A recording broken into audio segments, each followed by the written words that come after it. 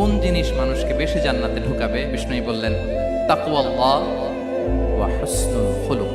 এক হচ্ছে আল্লাহর ভয়, আরেক হচ্ছে সুন্দর আচরণ।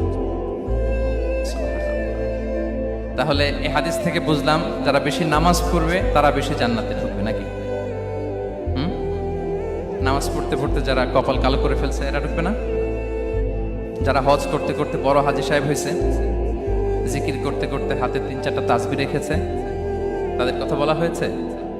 এগুলো নিঃসন্দেহে অনেক বড় আমল, কিন্তু সবচাইতে বেশি জান্নাতে প্রবেশ করাবে যে আমল, বিষ্ণু বললেন এক হচ্ছে আল্লাহর ভয়, আরেক হচ্ছে সর্বোত্তম আচরণ।